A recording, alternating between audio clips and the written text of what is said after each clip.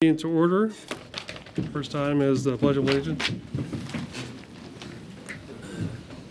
Pledge of Allegiance to the flag of the United States of America and to the republic for which it stands, one nation, under God, indivisible, with liberty and justice for all.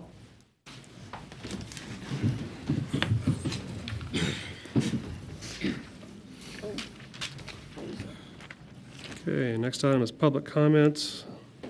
I have Christopher Gare. Yes, sir. My name's Christopher Gare. I live at 2113 Deer Trail, City.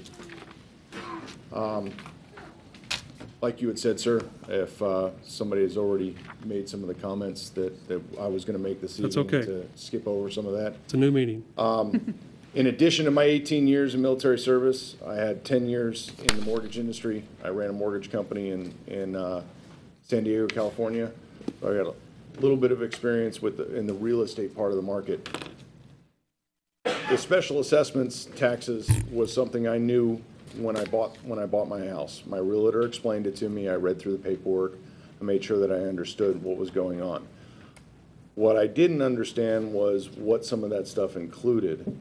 And now looking at the consequences of an unfair marketplace, should a builder buy a lot across the street from me and build a house, and what that can do when I come up on orders and I'm forced to either rent or sell my home. We can debate all night, but that's not going to solve anything this evening. So I have too much respect for your position for that. However, there does need to be some more, in the Army we call it, the MDMP process, mission development, where it's the planning. So the analysis there needs to be a little bit more from my observation. Again, learning of this meeting 24 hours ago to, make sure that I was available to speak on, behalf of me as a homeowner. I have several soldiers in the audience that are homeowners as well, in the unit that I'm taking command of on Friday. My priority is my family, and my family is also my soldiers. And again, not to debate or berate the issue, but there just needs to be some more analysis done on the second and third order effects of this change. A foreclosure market here would be devastating, and I went through it in California when the bubble burst and people were walking away from their homes because they owed 2-3 times what their home was valued. I short sold my home because for half of what I paid for it, because there was just no market for it. And again, California, different real estate values. But quite honestly, I'm paying about the same amount of taxes on my home here in Junction City when you add the special assessments that I paid for my house that was more than twice the price in California. So everywhere is different.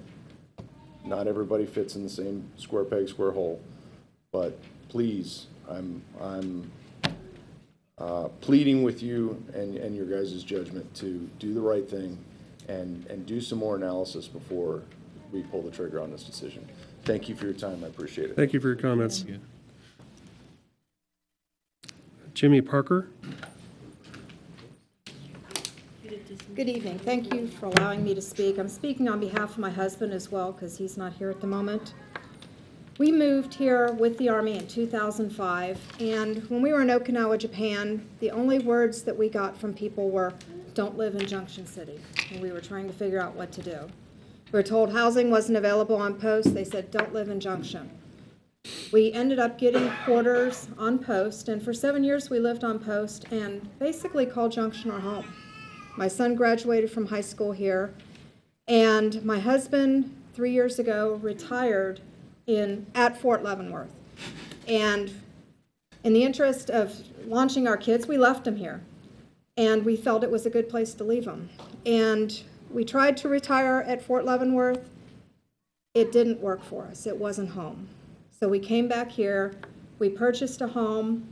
We got into what we felt was a good neighborhood, And now we're learning that, with our house being 9 years old, we still owe over $15,000 in specials. Our family situation has changed. We have elderly relatives that need to come live with us. We wanted to sell our home, and now we're afraid that we can't do that. Not to leave Junction City, but to move to a different home that would accommodate our changing family. And we're afraid that we won't be able to do that. And I'm concerned that the folks that are military folks that aren't able to pay their mortgages, the foreclosures, I would guarantee that a third to half of my neighborhood is active duty military.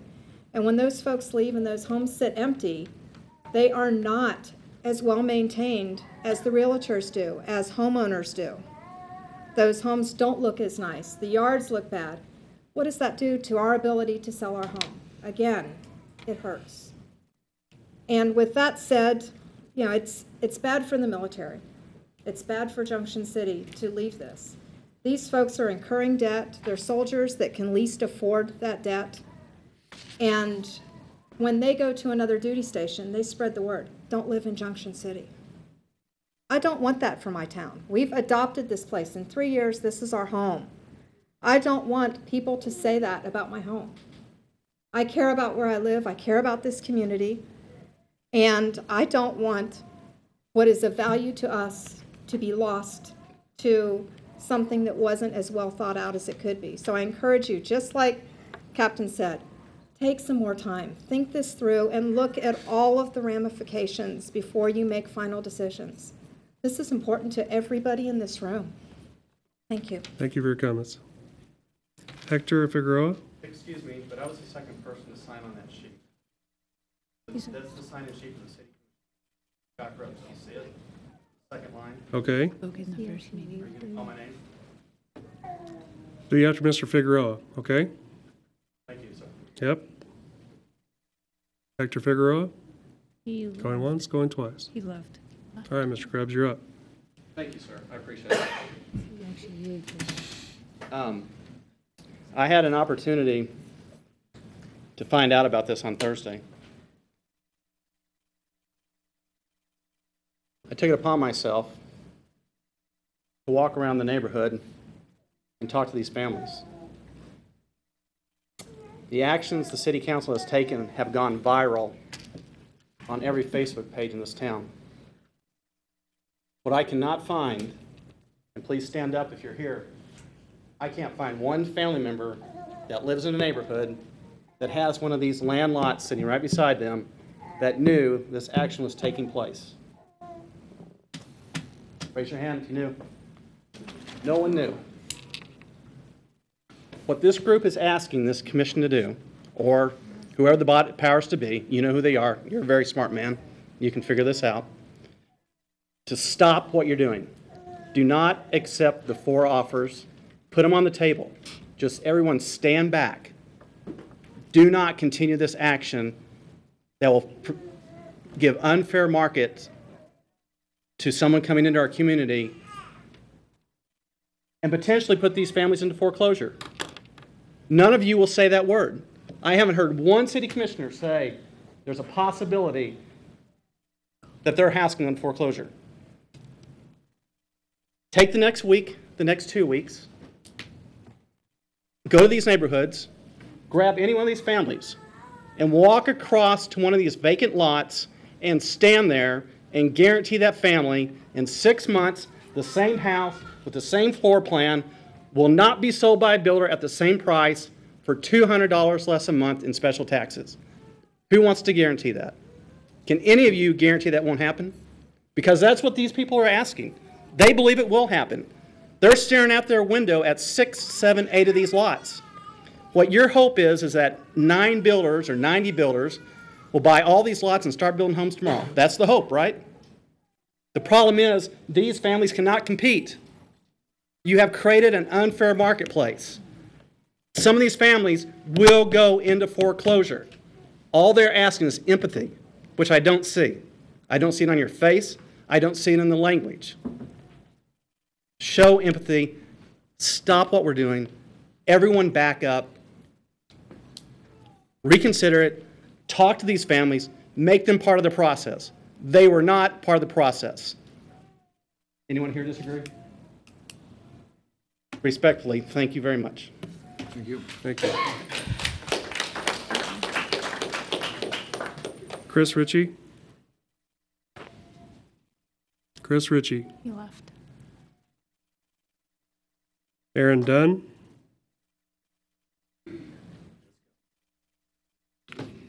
Thank you for taking the time to hear us out today. I do appreciate it. So it's no secret, as kind of some of our conversation before, I'm military. I've lived here for 4 years, and I am definitely a small town guy, which is why we picked Junction City over Fort Riley, over Manhattan, over some of the other communities around here. It's close to Post, which is where a lot of the revenue from that Junction City gets. It comes from the soldiers on the installation. And here's the thing. We bought here intending to stay here as long as we could because we like the area. I would have up until this point told any family that says, well, we don't want to live in Junction City because people tell it's bad. Tell us it's a bad deal, you won't do well. It's violent, whatever. I haven't seen that.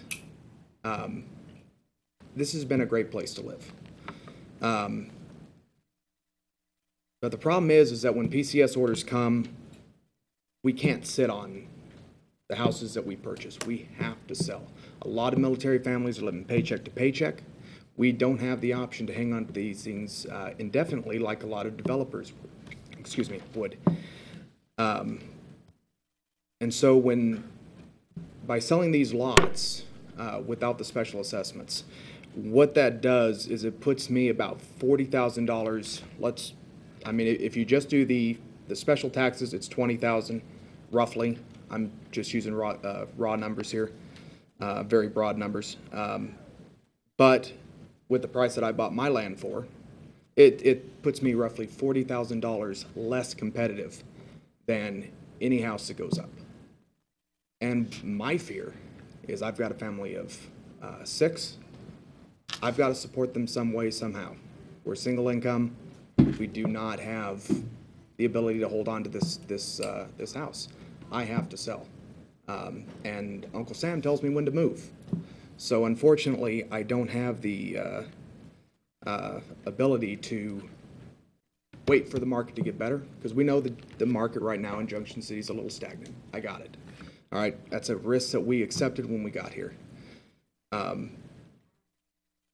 But I would encourage you all to take a look at what the impact it's going to have, particularly on the military families. The military small, word gets out. And I don't want to see Junction City suffer, because I really feel like we have made a home here. And it's been good to our family. So I would encourage you to take a look at some additional proposals. Just take a look at what impact this would have. And then, please, next time, if we could get like an email or a letter door to door, something like that, notifying us of this, we would have been a lot more involved from the get-go. I found out about it last Thursday. As I said, I've been in the field 6 months out of the last 9. So running an ad in the newspaper for a lot of military members, it just not a very effective way to notify us. But anyways, again, thank you for your time. Thank you. Brian Field. I believe I was skipped. Go ahead, I'm talking about a different. Okay. It's up to you. Sir? State your name and address again. William Armstrong, 2714 Hackberry. I believe I'm on that list. So, I'm not going to be the dead horse. Got it. But you guys got to remember what the city council looked like before. You guys got to do a better job of getting topics out there. I know my pastor, he has not been invited to any of the meetings that you guys have been holding about taking 17 feet of land in front of the church to finish the paving of the sidewalk and the lighting complex all the way down. He finds out from the meetings from the chiropractor and the optometrist On 8th Street. on 8th Street. He hasn't been invited to any of the meetings. He finds out afterwards. So obviously, this isn't a special assessment problem. This is a you guys problem getting out your topics to the people that it concerns. All right? Well, that's done by the engineering firm and public works director. Okay, well, you guys are the city commission, right? You guys have control over them? No? Okay. They were So, contacted. another thing. Any of you guys served in the military? All right. So you guys know, I served 20 years. I had some substandard soldiers. Some standard soldiers that probably live in the housing. It wouldn't affect them to just walk away from a house when they PCS here. Because you know what? Nobody's checking their credit over at Fort Huachuca for a house on post. Nobody's checking their credit for a house on Fort Lewis. So when you upset the housing market here, you're not really saying all these upstanding citizens are going to pay their bills. You have soldiers that have no problem packing their stuff and leaving. And when you guys say, oh, well, no. Honestly, there's not people out there that are responsible like majority of these people, that pay their taxes and pay their bills on time. You have soldiers out there that are willing to just get up and walk away and leave an empty house. And then what's that going to do to the housing market? It's going to decimate it. So, my one proposal, pass the city ordinance for all the open lots that they pay special tax until all of our special tax is done. Whenever the house is built, that starts. So if they have 8 years to pay special taxes, they pay 8 years. If a builder buys a lot and he takes 5 years to build a house on there, well then those people that move in pay 5 years of special taxes. If someone builds a house tomorrow, they pay out until all our special taxes are done. They're all on the same road, they're all getting the same sidewalk, they're all getting the same water supply that I pay for. Why don't they share the burden? You guys said it couldn't be done because of the state, but the city passed the city ordinance. You guys could pass the city ordinance stating these 900 lots, whenever the house is built, that's when special assessments. So all these people that are buying lots that don't plan to build anything, fine. They have the lots. Just let them, because it's not going to affect the housing market. But if they build a house on there, whenever they build a house and it's finished and it gets the sign for occupancy, that starts the special assessment. And it goes until all of ours are done. 8 years, 7 years, 5 years, 4 years, because you guys can't really project saying that a contractor's coming in tomorrow and he's going to put up 40 houses. You can't say that. And you don't even know 2, 3 years from now. It still could be sitting there. You guys could still have the same problem. So, to alleviate all of these people's problems that we have with this whole situation is pass the city ordinance, the special assessments start once the house is finished, and it goes until all of ours are done. Then we're all on the same even playing field. All of us. Thank you. Thank you.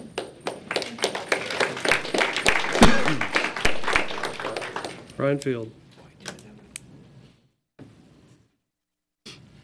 Good evening, Brian Field, 707 Brentwood Court here in Junction City, Kansas. You're not going to build a house on Rayford Field, are you? No, I'm not. That's not one. Thank God. Something totally different.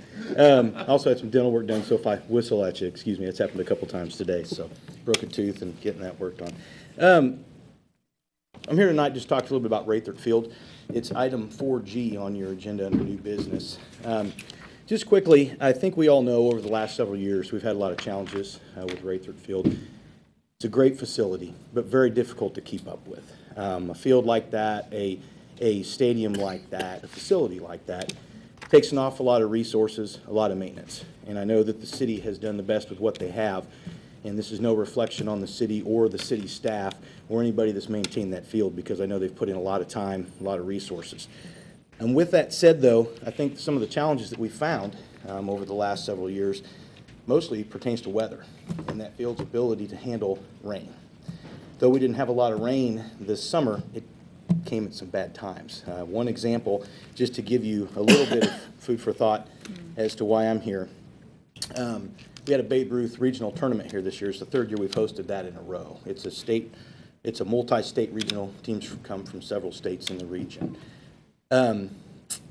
We agreed to have that field, or have that tournament, and use Raythert Field. Well, unfortunately, we got about a quarter of an inch of rain after the first night, so we had to move to North Park.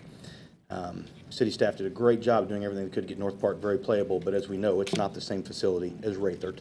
So to say that we had some disgruntled people was a little bit of an understatement. Then the next night, unfortunately, we got more rain, so now North Park's out. We had to complete the tournament in Manhattan.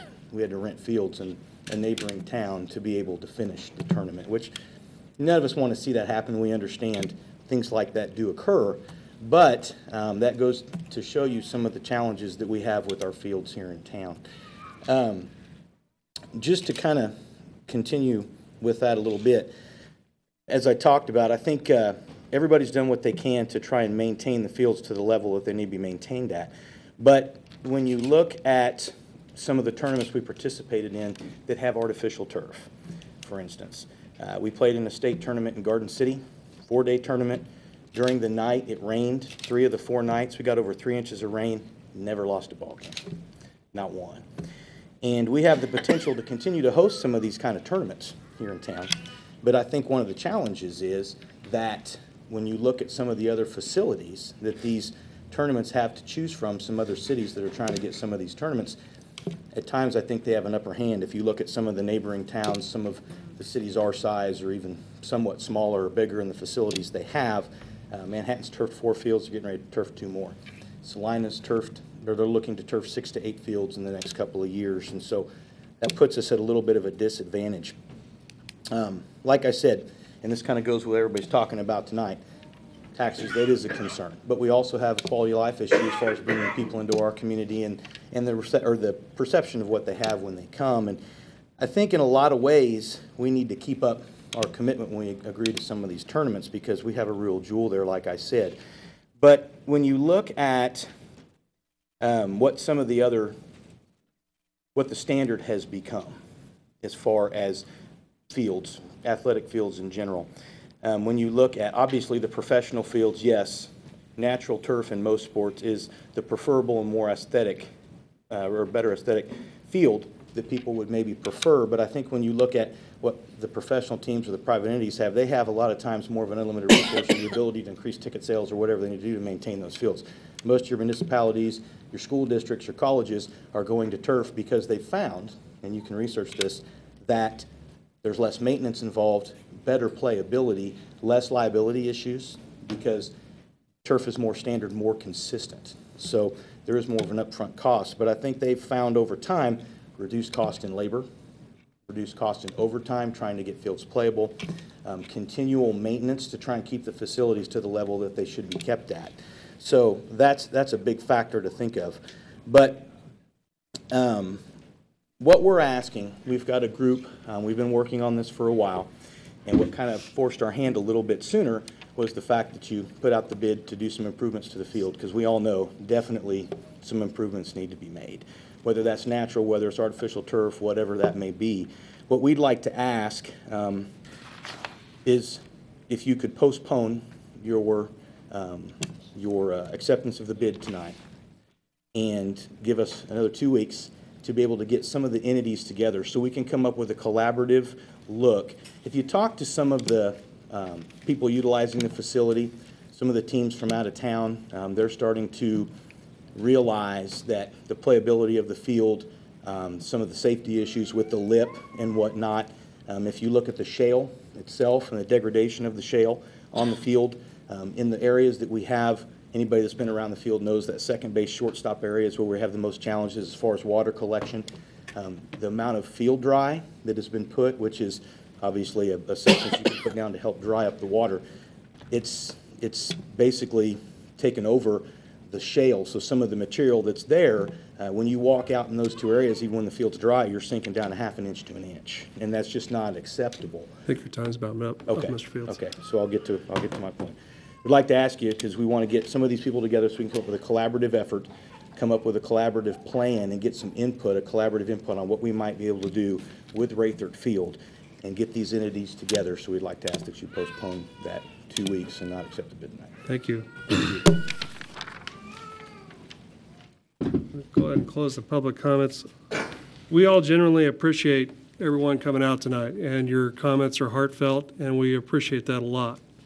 I've been on the city commission since 2011, and it has been our goal to try to get these lots in play somehow or another. And we've done little things. We added those to the neighborhood revitalization plan where you bought a lot.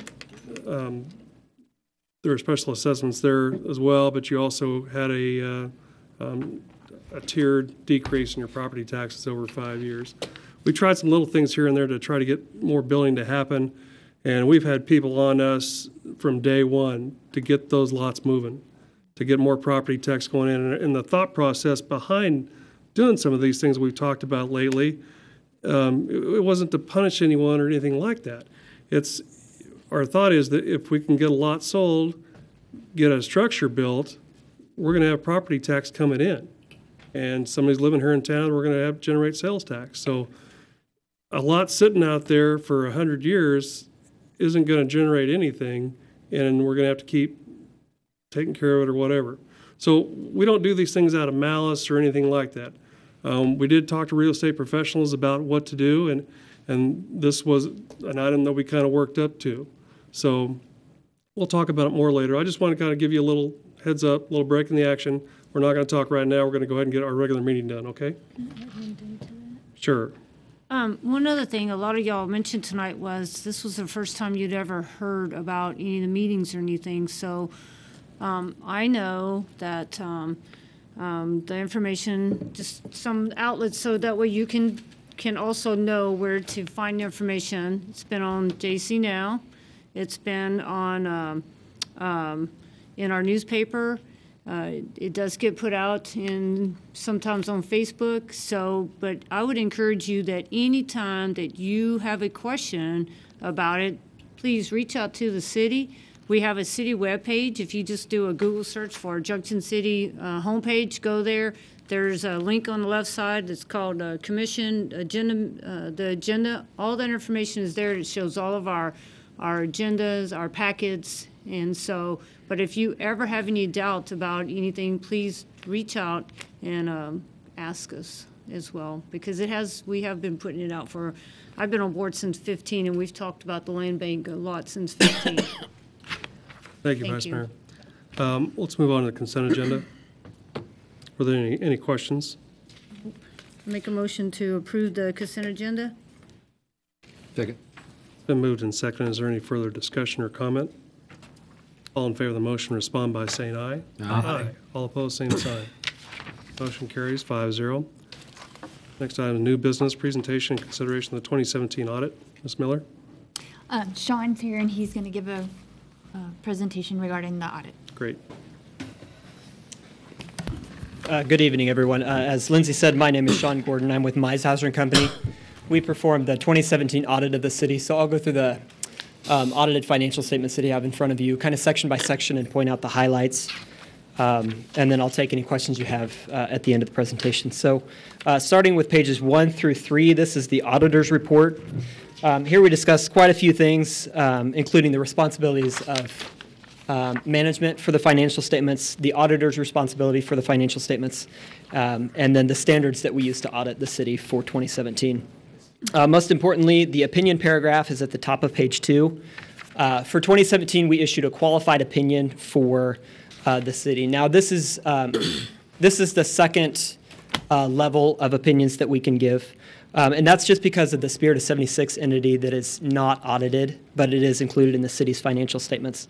If we just look at the city's financial information by itself, we issued an unmodified opinion. This is the highest and cleanest opinion we're allowed to give under state law. So A+ and pat on the back to everybody involved in finances for 2017.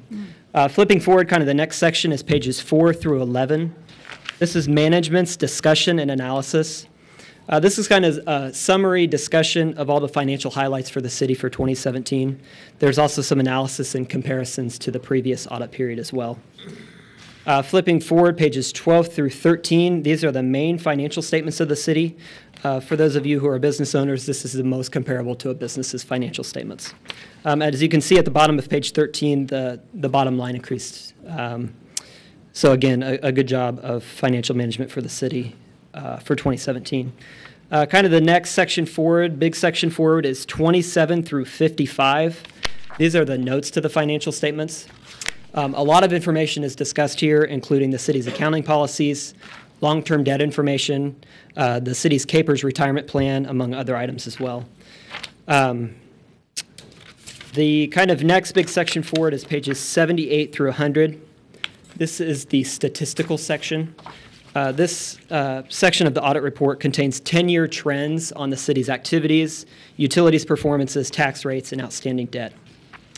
The final section of your bound copy is pages 101 through 109. This is the single audit portion of the audited financial statements.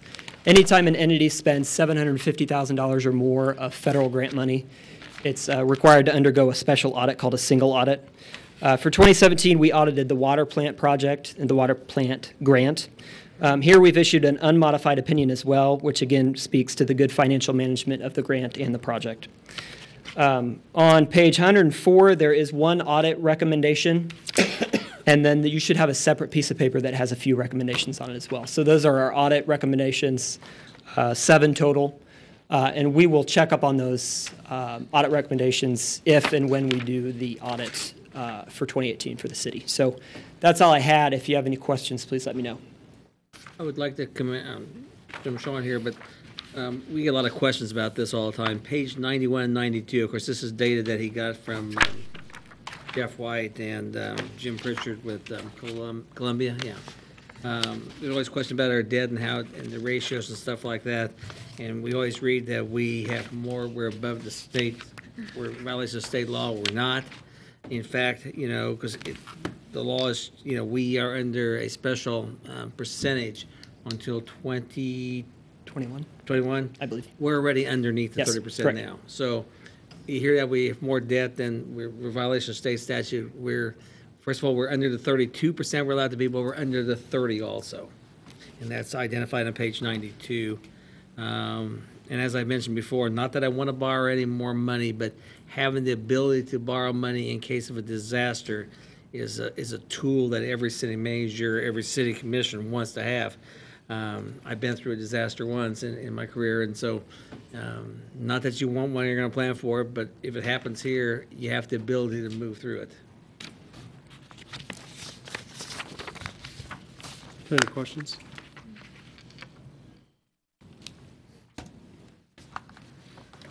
Anyone? Nope. Make a motion to approve the 2017 Comprehensive Annual Financial Report as presented. I'll second. It's been moved and seconded. Is there any further discussion or comment? Nope. All in favor of the motion respond by saying aye. Aye. All opposed, same sign. Motion carries 5-0. Thank you. Thank you. And I'll hang around for the next discussion item in case there's any questions. Great. Next item is consideration to extend the audit agreement for the year ending in December 31, 2018. It's for the current year. What we're considering is the current contract is up with Meishauser to do our annual audit, and we're requesting a 1-year extension on this. Given the current change of staff, we think it would be beneficial, and also they're very familiar with the city of Junction City, so we think given the current circumstances, it would be best for us. It'll allow, with new finance director, allow her to, work the same audit firm brought through us, and it'll move Lindsay and further along in the process. A slight increase in fee, but nothing too shocking. So that was my recommendation to Lindsay, and talked with Sean and worked it out. And I think it's a good move for us to move forward and then take a look at it next year. Okay. Any other questions? Nope. Make a motion, we approve a 1-year extension of the audit agreement with Meishauser and Company as presented. Second. It's been moved and seconded. Is there any further discussion? Nope. All in favor of the motion respond by saying aye. Aye. All opposed, same sign. Motion carries 5-0. Next item, consideration of the service authorization agreement with HCR Engineers for water treatment plant preliminary phase 2 and 3 design. Mayor Leonard's Commissioners, Don Lindeman's here this evening. As you know, we're nearly done with phase 1 of the water and wastewater, and probably now's a good time to start looking at, because starting today with the process that he's going to be talking about tonight means that we will move into actually doing work in a couple of years. So it won't happen tomorrow. We have the financial plan in place, and it's very sound and it's working. So now's a good time to start moving forward and using the funds that we've raised to do the projects that we promised. Good evening, Mr. Mayor, members of the commission. What Alan's referring to is looking at phase 2/phase 3 improvements for the water treatment plant. There are a number of improvements that are, as he indicated, nearing completion for the phase 1 water treatment plant. In taking a look at this scope, we took a look at all the phase 2 and 3 projects and from where they were in 2013 to now. And some priorities shifted. There were some things we thought we might need to do that we didn't need to do, and we looked at prioritizing those projects. What's in front of you tonight includes that prioritized list, and it's a number of different items from fixing the base and some of the aeration issues that are there. And one of the big items that's a component of this is implementing a control system that the operators can operate from a central control panel in the plant itself. There's a very old one there with push buttons on it. They don't have a lot of ability to operate remotely. And so what we do is put in what's called a sensory control. I always mess it up. I'll just leave it as controls. It's called SCADA.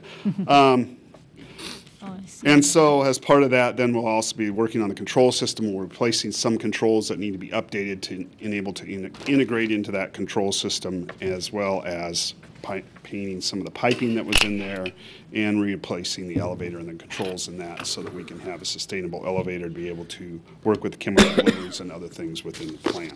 Supervisory control and data acquisition. Thank you. I always mess it up when I say it. That's why I leave it to my electrical engineers, are much better at it. My work here is done. As part of this scope, too, we will be developing the preliminary design report that would be submitted to KDHE as part of an application, again, for the Kansas Public Water Supply Loan Fund in order to obtain low-interest funding through Kansas Department of Health and Environment. So that is included in here as part of the work to get that, so that we can, again, apply to that, because through an investigation with the existing loan fund, the way it was developed, I checked with William Carr and KDHE. We were not able to access those funds for this, so we'd have to go through another application, and that's included as part of this, because that's the first thing we vetted through. When I talked to him, he said because it wasn't specifically called out in that loan fund, they could not use those for this, even though it was in the full feasibility report that we provided them. So that's why we're here with that, and that's what we're looking at doing within this scope. And our current rate structure is going to allow us to pursue these projects? Yes. Just to inform the commission, Lindsay and I take a look at where we're setting. We are probably going to get a proposal from Ralph Tellis, who did the financial impact in 2014, I believe, to take a look at it, because we think it's doing exactly what's been done. We have some room to start doing projects. That's why we increased the rates. And because not only do we have these projects due, we got other infrastructure projects that we have to address to improve the city and to fix the aging infrastructure. And I think we're in place to do it. So we'll take a look at that. We haven't talked about till we get through some summer here, and they had some time. We will bring a proposal sometime to maybe look at that study again. But it's moving forward. Again, by the time we get projects going, I mean, you have the engineer fee tonight, but it's going to be 2 years until we get anything going in phase 2 or 3 at the earliest. That's correct. And in addition to that, when that Ralph Tellis report was developed, we were looking at building the first one and beginning design during construction. So there's been some additional time in there to allow those funds to. Because our original rate structure was just supposed to cover phase 1. No, I believe it's kind of phase 2 also. It went through everything. And then the other thing, there was some other money built in for improvements, plus as well. Distribution. This water project, not to anybody's fault. Well, yes, KDG's fault. This project is about a year and a half late from being done, because for a year we spent with KDHE running plans, and basically, and one of the things I remember is when we literally went from Don's proposal around the circle back to Don's proposal. it is what it is. And it didn't hurt us from the standpoint where we got forward moving, but it also helped us build our cash structure, so, which was good. On page 205, where it's item 4, scope of services, down to 1.2, 1, 2, 3, 4, 5, 6, about the 6th line down where it says discuss previously proposed improvements that are part of phase 2 and 3 for both wastewater treatment plants. If we're, Did I have a typo in there? no, I'm just wondering, yeah. You Page said 2 of 8. 1.2? Oh, 205, page 205. It'd be page 2 of 8 of the contract. Yes, that's what I'm looking. What was, you said it was, 1.2, initial meeting site visit. Yes, he has a typo. Fourth bullet down. Yes, you do. yes, that was a typo. Okay, That should be the that's- water treatment plants. Sorry. There's one water treatment and 2 sewer plants, wastewater. Correct. And the project fee is not to exceed $329,380. $329,380. And you said our timeline looks like about 2 years from Well, Yeah, in but a year this gets done. It's going to be a year for the design to get through permitting, and then you'll go into construction. It's a So you'll state. probably have another year to 14 months for that construction as well, so. Good time to move forward.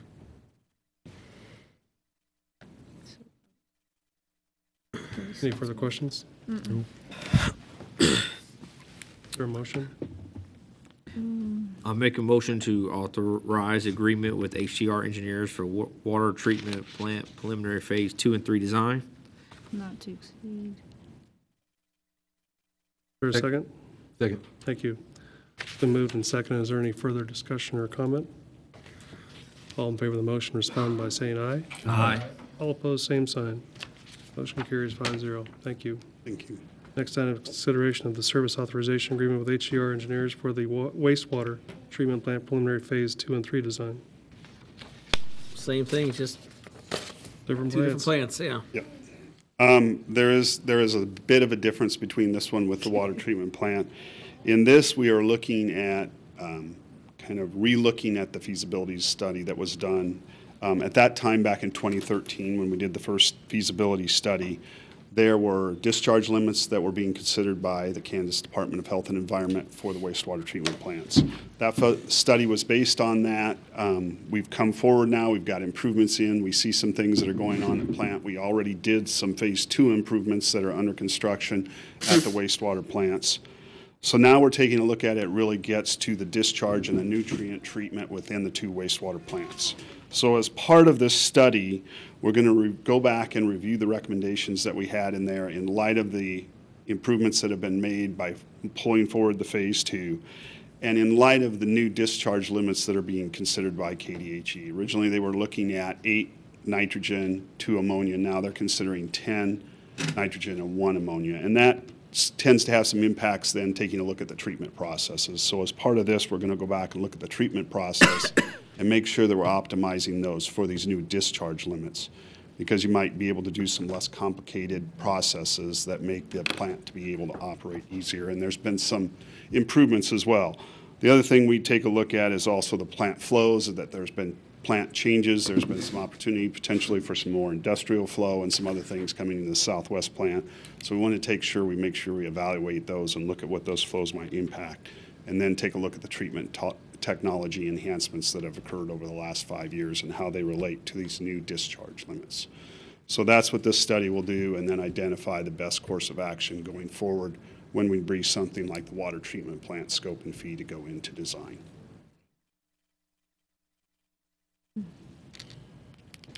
You know, as you know, we spend. And I won't reference the water treatment plant in that scope and fee if we decide to do that. He has it right in here. We checked it already.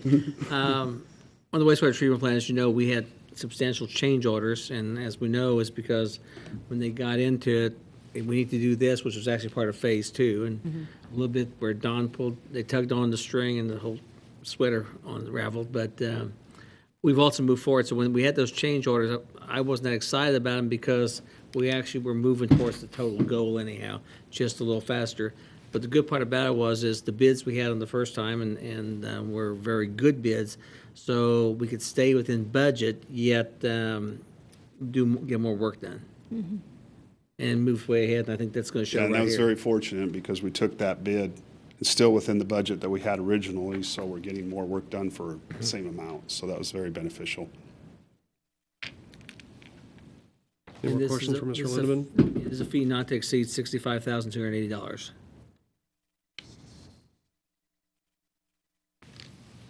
And again, budget same as the water and the rate structures in place. Is there a motion?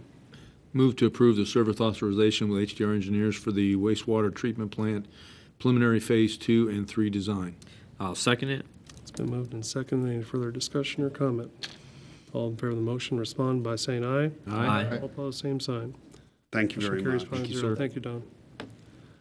Next item is consideration of the annexation of the new Junction City High School ordinance number G12. R2851. Where is it? There it is. Shouldn't it be an ordinance? Shouldn't it be a G? Our resolutions were R. It should either be a Here, G or S, so we can fix that. it'd be a G. Usually we do G. Yeah. So we can correct that when we need to.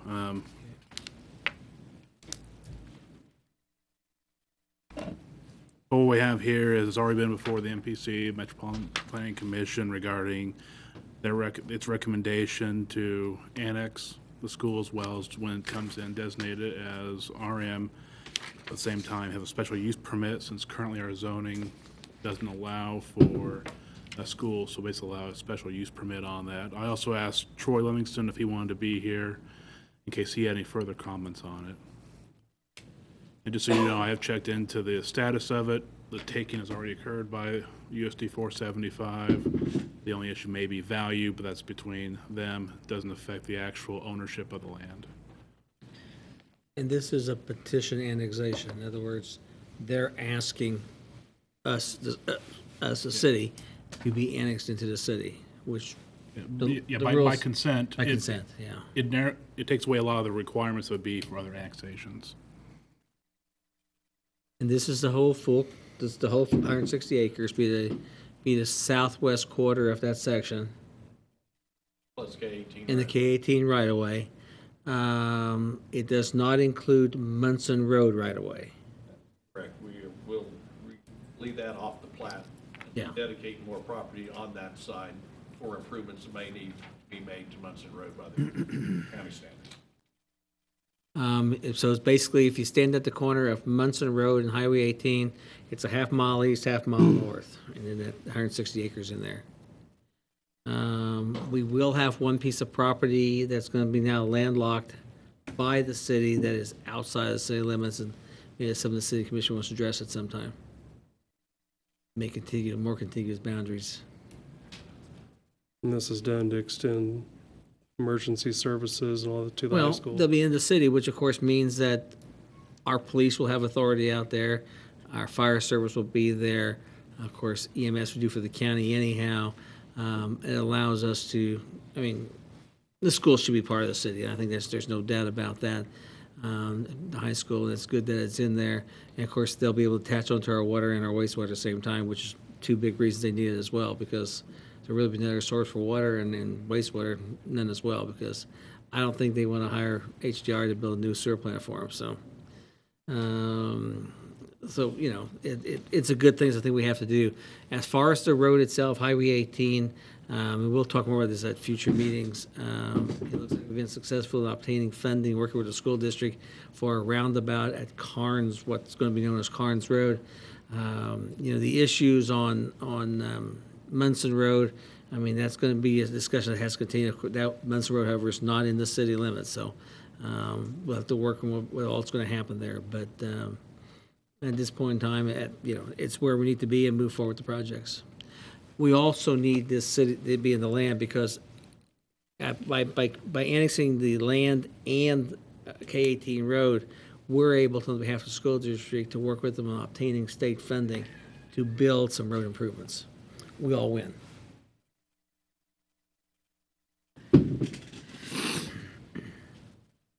And the school district applies for those through us. They can't apply directly, correct? They can't apply at all. Right. I mean, we'll do it on their behalf. Right. And we'll get an agreement with the school district as we move forward. Any questions for Mr. Daigle or Mr. Stites? I do have one. So, just so that I'm clear, by the annexation, do we become responsible for anything at this point, like the roads or anything at this point when we do this annexation, or? No, we have no city roads here. I mean, this road here is going to be, it's a state highway. It's outside. Has the plat been approved yet? No. No, the preliminary plat's been presented to the planning commission. They accepted it. It's a formality. It does not come to you folks. On that plat, we're dedicating right-of-way for Carnes Drive, and additional right-of-way for K-18, and some additional right-of-way from Munson Road.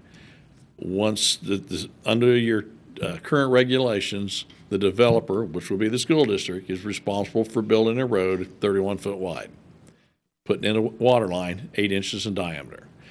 Our recommendation to the city is that we improve that road to 41 foot wide, which the city will be responsible by your regulations picking up that 10 foot strip, and the water line going to a 16-inch water line from an 8-inch. There's just some cost trade-offs, but we need to go ahead and make those improvements. One, it's going to be a minor arterial. It's going to be a lot of traffic on it. 31-foot street's not going to work. So they're going to be looking just like Spring Valley Road going north of K-18. The water line is connected, dead-end 16-inch water line out on Rucker Road right now by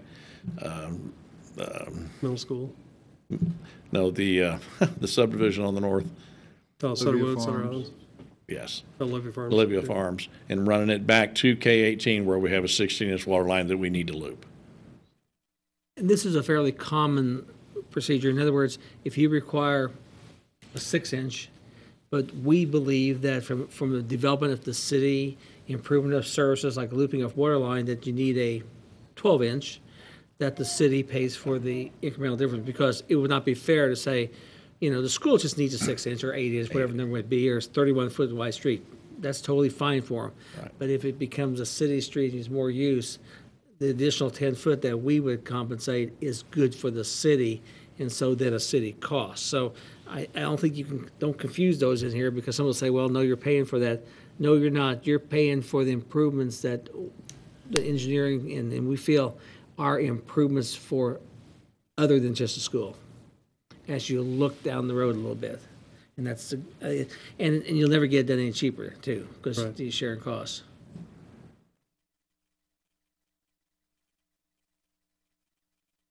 Any further questions? Make a motion, we approve ordinance, is G it G? 1228. I'm sorry? G 1228 is what it'll be. G 1228. Make a motion, we approve ordinance G 1228 as presented. I'll second it. Been moved and seconded. Roll call vote. Commissioner Underhill? Yes. Commissioner Fitzgerald? Yes. Mayor Landis? Yes. Commissioner Albritton? Yes. Commissioner Brown? Yes. Motion carries 5-0. Next item, consideration of an agreement between the City of Junction City and Maestro Health for flexible spending accounts. Mayor Landis and Commissioners, this is simply a housekeeping thing. We use this to manage our FSA, our Flex Spending Account Plan. I'm working through AFLAC, and this is what we offer to employees that choose to be in our Flex Spend, but agreement, in my mind, needs to be approved by the City Commission, but no cost to the city itself. It's just that's the plan that's being approved. We had our FSA last couple of years, run through Blue Cross. We made the move to move that piece to AFLAC and under Maestro Health.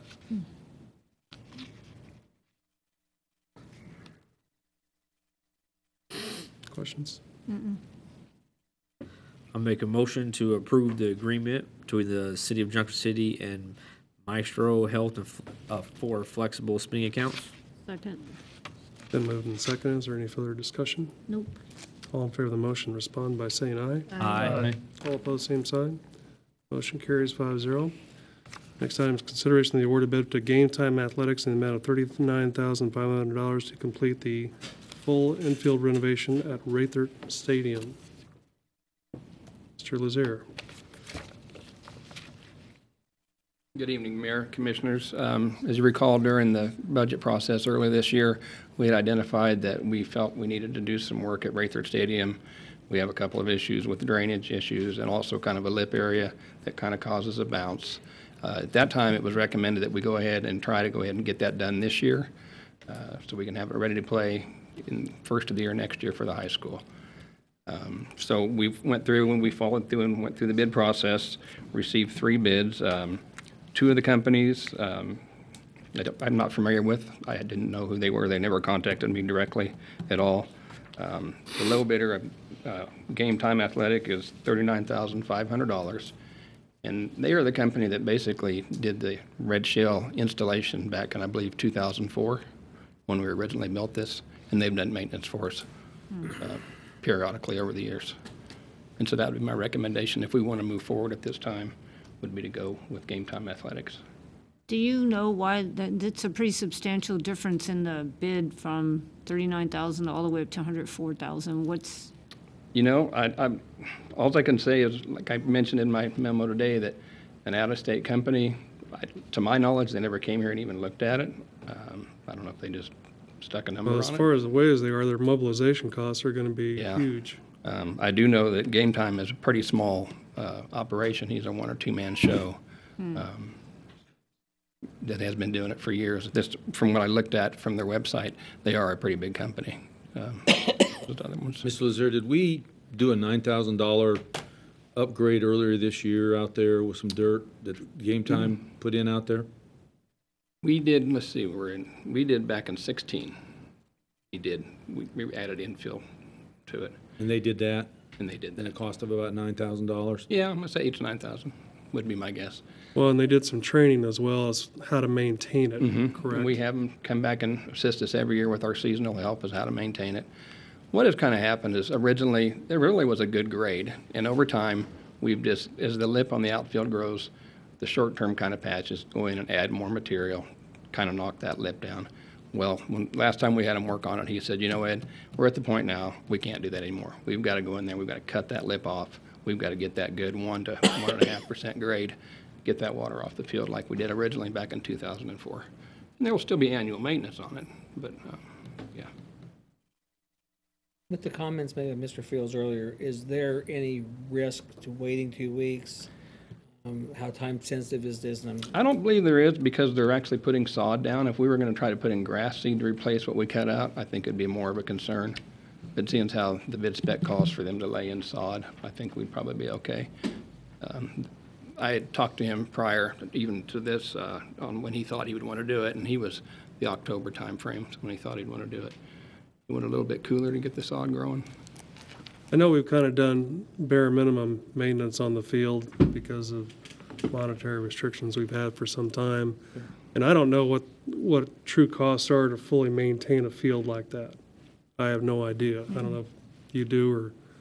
Well, I mean, with man hours, I mean, you know, I would guess the grass alone, we probably invest $7,000, $7,000 to $8,000 just in fertilizer. We hire summer help too, and then, of course, we have 4 20-hour-a-week summer help people that work all summer. And that's just for mowing, cleaning up, and odds and ends and stuff like that. Mowing, cleaning up. They do that. Because I mean, there's a lot of other help out there that we really need in the field itself, the structures and things like that. I mean, the fencing in the outfield is pretty much shot, and the beer garden decking, starting to get wore out. decking in the beer garden is gone, needs to be repainted and replaced, and exactly. So it needs a lot. The brigade baseball player we had this summer said he really liked the field because it was so much cooler than where they play on turf. I mean, there's just substantial difference in heat, and so he really liked the field. People do say that the one company I visited with about turf, he did say that's what the #1 complaint. It's hot on the surface. And then I'd like to know what's the high school planning on doing. Are they going to have turf fields, or do we have any idea, Brian? Or we don't know yet. So I mean, I think we almost have to have a bigger discussion between city, county, and school district, really to have an overall thought as far as what do we do here. you know, I think I'd want to hold on spending $40,000 out there Sure. right now unless we have a good plan going forward, not just for 2 months, but for 5 years. I'm not gonna lie to you, Mr. Mayor, I got a real concern with this low bid. You know, we know from our past experience that we went with a low bidder for the municipal court here, and look what that happened. Look what happened with that. And I'm not saying that this outfit doesn't have a track record, a fairly decent one with. I'm not saying that's true, but so did the contractor that we hired to do the municipal court. Sure. And then look what happened to that, and we just had untold amount of problems. I think, you know, to have those other, you know, and I don't know how big these other companies are. Did you even look into their backgrounds? I looked at their bids. There's got to be a special. They are larger companies. There's got to be a special knowledge that you got to have to do these ball fields. More so than just your general, maybe Landscape Parks and Rec director or whatever the case may be, with drainage and the whole 9 years. And I think sometimes, you know, maybe it wouldn't be a good idea if, in the future, if we maybe explored it differently, because we've got to make this into a showpiece. Rayford Field's got to be a showpiece, and we've got to do that. I mean, look at the revenue that was probably brought into the city with the Babe Ruth tournament, with the brigade, with high school, and if any other little league tournaments that might come to town, this kind of thing. We got to really, I mean, we have an opportunity here to do this right. Let's do it right. Let's hold off. Let's see if we can't work, maybe at the direction of the commission, the city staff can try to mitigate this with maybe this US 475 in the county and see what we can do to try to make this facility a premier. I'm just really worried about this 39,000 thing, and whether or not that's going to turn out to be, you know, that's just a Band-Aid. I think we just need to set some goals and see what do we really want the stadium to be. I would recommend that you have two choices. I think you're Table the bids. table the bids till the next meeting or throw them all out. And I think the first might be the thing to do now until we have time. Still throw them out later on if we wanted to. Correct. Right. But we could table that now. And I think that's a good idea. Short time to try to get a meeting of 3 bodies together, unless they could do it next week on short notice, but it's something to think about. We'll see. See what we can You do. know, at least, you know, I'd recommend start with motion to table. Next meeting. I'd make a motion that we table this until our next meeting. It's been moved and seconded. Is there any further discussion? All in favor of the motion, respond by saying aye. Aye. All opposed, same sign. Carries 5-0. Thank you. Thank you, Ed. Thank you, Ed. Thanks, Ed. Next item is consideration to award the K-18 Trail Lighting Project or improvements to Phillips Southern Electric Company in the amount of $111,000 and $245. Gentlemen.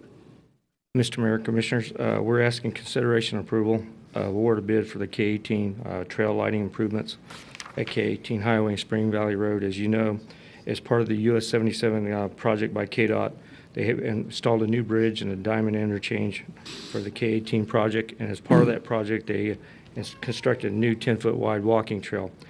When they did that, though, they did not include any type of lighting on that trail. So that trail will go from, what we're recommending is lighting from the new West 8th Street Trail all the way to Spring Valley Road.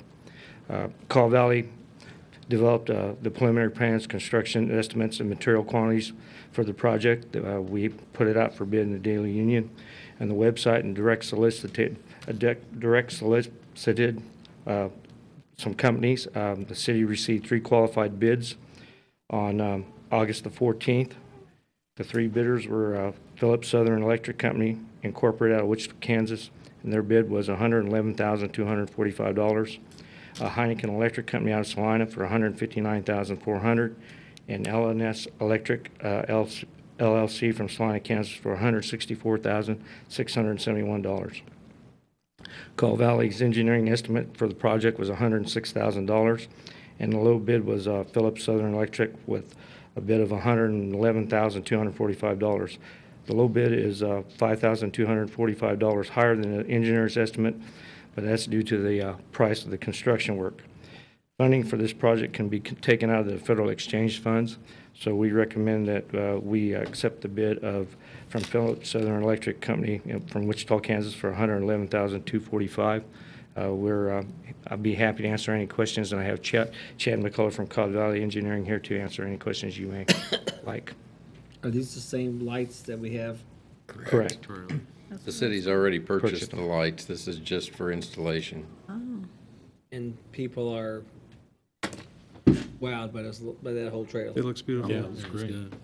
Are we familiar at all with this Phillips Southern Electric? They do a bunch of the KDOT tower lighting and things like that. That's, most of the projects they bid on are DOT work, so it's a lot bigger stuff than this is. We were kind of hoping that we would get more locals to bid on this, but didn't turn out that way, so we probably ended up with some more mobilization costs than we had figured. But The lights that are in there now, was it a separate contractor that put those in, or was that all part of it? L&S out of Salina put those in on a subcontract to Ham's KDOT contract, and they bid on this, but you know, they were the highest bidder. Further questions? Mm-mm. I make a, oh. Go ahead. We can do it in Mr. unison. Russell. I make a motion to approve the award of bid to Phillips Southern Electric Company Incorporated, Wichita, Kansas, for the K-18 trail lighting improvements at K-18 Highway and Spring Valley Road in an amount of $111,245. I'll second. It's been moved and second. Is there any further discussion? All in favor of the motion, respond by saying aye. Aye. Aye. All opposed, same sign. Motion carries 5-0. Thank you, gentlemen. Yeah, thank you, Mr. Mayor, Commissioners. Next item is Commissioner comments. Mr. Brown. Well, I want to thank everybody that came tonight.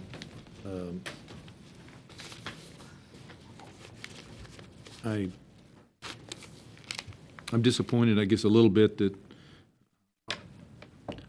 I know that it was in the Daily Union. I know that it was on KJCK. I know that it was on JC Post. JC Post. I know that it was on JC Now. I wish we'd had this information back when we started talking about this several months ago. I think that there's things that I heard tonight that I probably didn't realize, the impact that this could have. I knew that there were some issues, I truly did, but there was things I didn't even think about when we approved that, so it's got me thinking as to whether or not that's something that we maybe need to rethink at some point and talk about. I don't know in what format or how we can do that, but in the land bank meeting or whatever the case may be, but I think it's maybe something we need to re-talk about and think about.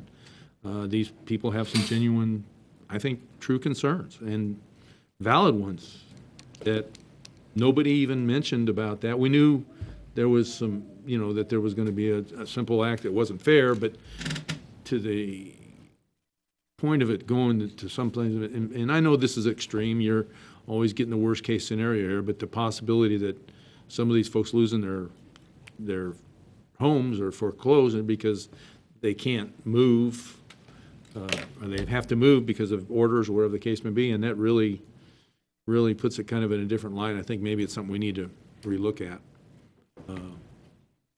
Thank you, sir.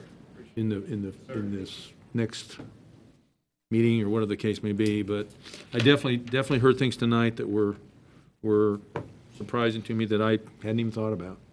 So I would be for readdressing that at some point, at least talking about it. Flint Hills Regional Council, we had our retreat the other day. I continue the annual report as the Flint Hills Regional Council was sent out. I know Jeff and I were talking the other day about just sometimes what do they do for it. Well, this is some of the stuff that they have done in the last year, but the financial or the fiscal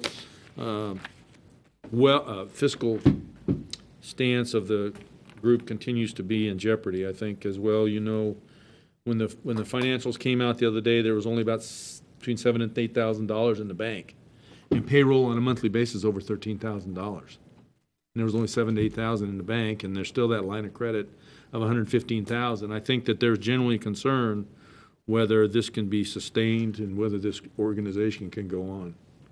Our community's not paying their fair share. Oh, everybody's paid. The dues are all paid, Mayor. They're all paid. There's not a community, the 23 members of the Flint Hills Village Council that hasn't paid their dues. Everybody's paid.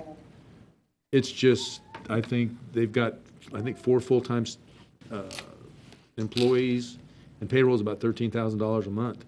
So after those initial dues that come in, like Junction pays between $14,000 to $15,000 a year, and we raised that up from what, Alan, I don't know, from 40 to 50 cents or 60. something like that, per person in the population. Right. So whether or not this is going to be able to be sustained or not, I don't know. I think there's a genuine concern that this is going to go belly up because of financial problems.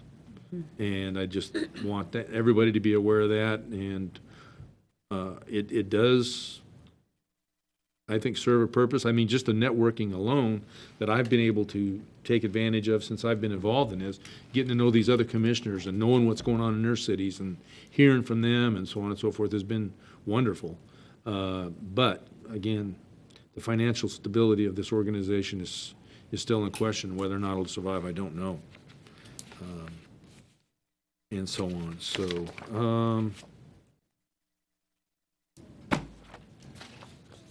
I think that's all I have. I do want to say, Chief, I think the crime stats that came out showed that, were we down again last year? In 2017? That's what I thought, 665 Part 1 crimes, it looked like. That's probably a record. If you don't know what Part 1 crimes are, the chief probably be in a position to talk about it, but I know in 1989 we had 3,200 and some Part 1 crimes in Junction City, and last year we had 665. Part 1 crimes are murder, rape, robbery, burglary, aggravated assault. That's fantastic. Wonderful. Well done. 665. That's a KBI record, and that's incredible. I can't even believe that. That's wonderful. So that's good news. Thank you, Chief. Thank you. Mr. Albroden? I just first want to also say thank you to everybody that came out. I appreciate your comments and calls and emails. I spent some time on the phone today, just talking to people and trying to get your voice. And when I decided to run for this office, I think one of the things that really stood out to me was the just being a public servant. And sometimes a public servant, what we're here for is to hear your concerns, to hear how you feel about these different issues that is going to affect your life. Just want to send a sincere thank you for your service to the many military members that came out today, and also to the spouses. Thank you for your sacrifice, and also thank you for buying a home in Junction City. When I know you all the time didn't, you had a choice. You could have moved somewhere. You could have went somewhere else and bought other communities. We thank you for that, and that's the main I think I speak for most of the people in this body is. We want to see Junction City thrive. We want it to be in a thriving state. With that said, and also with Commissioner Brown's comments, I feel like when we first talked about these land bank issues, some of these issues were not brought to our attention. And so I said we appreciate you guys coming out. We appreciate everybody's their voicing their concerns. Hope you stay around for a little longer before I can come out and I'll talk to you. Want to get to know you a little better. But I appreciate that, and I feel like we do need to also consider some things and try to hear these concerns and think about going forward of how to address these issues as well.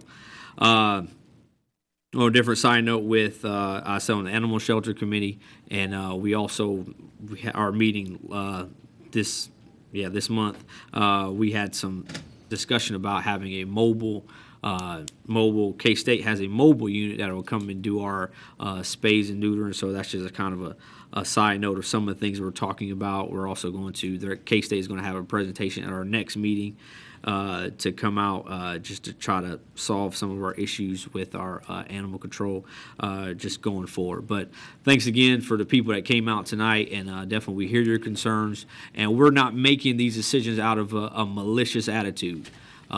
We're trying to, as much as we can, hear your concerns and try to make your lives better while you're here in Junction City. So just want to keep that in mind. That's what we're going to hear you out and continue to try to make our decisions that make your lives better going forward. So thanks again. Mr. Underhill. I'm the chamber board. We meet later this month, this week actually, so I'll have more to report at our next meeting on that. The MPO is continuing to move forward, and they're waiting for, we're working on some projects in the region, but they said, and continue to work with Ray, and if we have more projects that we need or need their help with, that we need to take advantage of our partnership in that. Regarding the land bank lots, like everybody else said, thanks for coming out. Thanks for letting us hear you guys. We really do appreciate it. To defend us a little bit, we don't do anything in secret. We have very few executive sessions or anything like that. So we've made, in our opinion, good efforts to educate everybody and let you guys know what we're doing at all times. The land bank lots have been an issue for a while. We all were asked about it when we were running.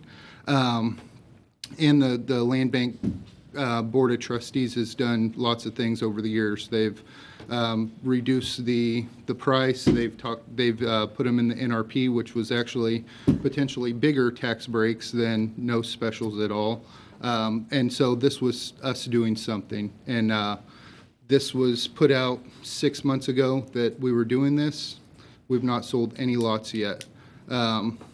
Hopefully this evening we will. The demand is just not there. I understand everybody's concern, but right now, until we get moving forward economically and things like that, there's not a demand for somebody to come in and build houses. And so the likelihood of a house being built right next to yours, I just don't believe that it's there. And when that demand does come up, hopefully everybody's economically better and we're 6, 8, 10 years down the road and most people don't have specials anymore. So I get your concerns, but I think that we're doing or trying to do the right thing for the community as a whole. It might suck for some, but it's the right thing. And that's it. Thank you. Vice Mayor? Like my fellow commissioners have said, we greatly appreciate everybody coming out tonight and sharing their comments. That is your right, and I encourage everybody to always try to come to the meetings, and whether you're in person or you listen online or on TV. In regards to the housing situation with the land bank lots and everything, like I mentioned earlier, we've been talking about this since 15, whenever I came on board as a commissioner, and over the last few years, the many or fair amount of land bank meetings we've had, we have discussed many different possibilities and options on what we could do with the land bank lots. And as the mayor mentioned earlier, not very many of them have sold throughout the years. So, and as Commissioner Underhill was just speaking about the decisions and all that we make, we try to make it for the for the betterment of the whole community and what we believe is right. But in this situation here, sometimes the ramifications may not know exactly all the possibilities that exist. And with the large number of folks that showed up tonight to share with us what they felt and how they believed that it would affect them with the land bank lots, we hear you loud and clear, and we have continuation of our land bank meeting after this, and I'm sure we'll continue to discuss this. And end result is, like for me and my family, we made this our home too. We're a military family too, and as that one lady said tonight, there is something special about Junction City, and I think that was pretty evident tonight with everybody that showed up out here. It's pretty special that people care, and we do appreciate everybody that has bought homes here and made this their community as well. So continuing on, I do sit on the Military Affairs Council board. I'm the chair of that for Junction City. A couple things that recently, Fort Riley had their Victory Week, and you soldiers are familiar with that, where all the units compete against each other to get the Victory Cup at the end.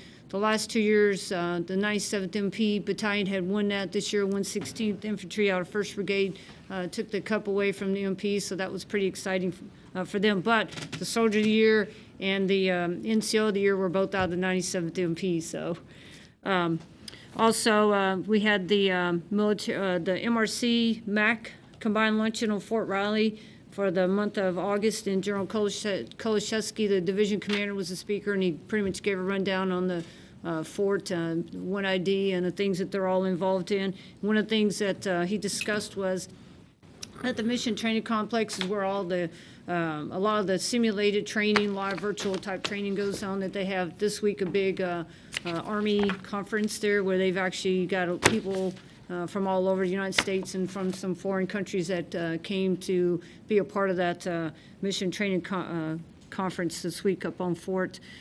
Also, recent MAC meeting we had, we looked at, we do have a new MAC director coming on at the end of the year, first of next year, and we took a look at this last meeting, an interim action plan that clearly defined where we're at right now as far as responsibilities. So the MAC is broken down into a couple of entities. You have the MAC and what their responsibilities are, and we have the old trooper regiment and also the lady troopers. So they all we all tie in together and work together. So we looked at an interim action plan, again, on what each entity is responsible for and when those things and actions happen and where we're at on them. So when this new director does come on, we're able to hand off to him a good plan on what we're working on.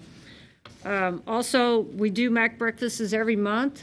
We don't do one in November and December, but we're looking at a plan for the next several MAC breakfasts for the guest speaker to be someone that is going to continue to brief and tell us, the military, people who live here, people who made this their home, all about Junction City and Geary County and how it came about as far as some of the, like the Buffalo Soldier, the USO, the Bartell, Opera House, things like that. So it's good to go to the MAC breakfasts if you get a chance to, because you meet a lot of people and you get to learn about, in this case, our community and other things as well.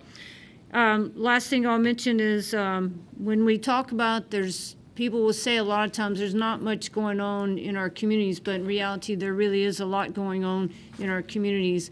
Facebook is a great place for social media to find out events and things like that are going on. And I'll just mention a couple of things that I had the opportunity to attend. One of them was going to be the Bassmaster College or Carhartt Bassmasters College tournament that they had real recently.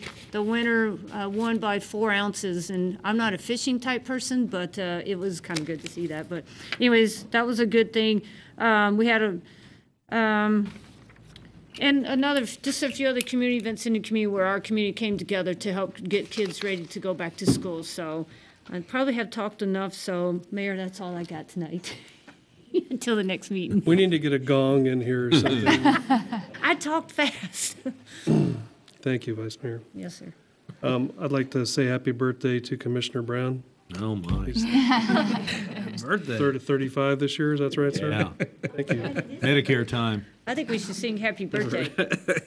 I also want to congratulate Gordman's for opening this past week. Another great store here in Junction City. We're very excited about that.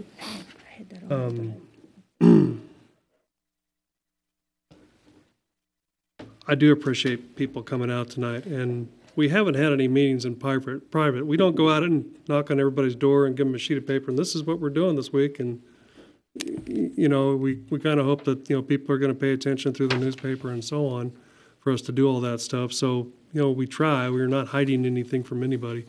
And we have worked with a lot of real estate professionals in here for several years now and tried to tweak little things to encourage some development. And again, we're not trying to hurt anybody here. We're trying to grow our tax base, get more people to live in Junction City so, you know, we can keep our taxes down and fix our streets and do all these different things like that. So your comments are very much appreciated, and we're going to talk about it some more, so thank you. Mr. Dinkle. Thank you, Mayor. A couple of things real quickly. Spring Valley Road on the CDBG grant application, we're starting to gather data. I believe Deb met with Call Valley last week, Deb Oldie, to start writing the narrative for it. We got requests for some information today, so we'll move towards that. Of course, for those who don't know, that it'd be starting basically where Spring Valley, where the curb and gutter from a little bit north of Ash Street ends right now, to extend it south part of the way. Won't be able to go all the way because of sheer cost and to do that, but it'll be a good start to get moving on that fact. Of course, we'll be applying for approximately a $700,000 grant and have to be matched by a minimum of $700,000 by the city, and able to do that. Comments on the specials very quickly.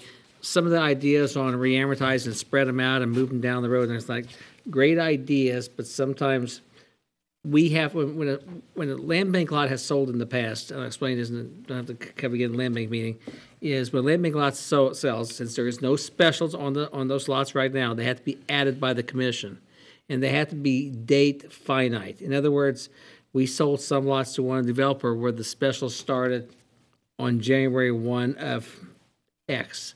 We can't just say when a building permit is done or when the house is built. So if the commission would want to move that route, they have to pick a date saying 2 years, 1 year, 3 years, the specials will start. Not when an occupancy permit or anything like that. I mean, great ideas, they're just not doable. So can they just start now?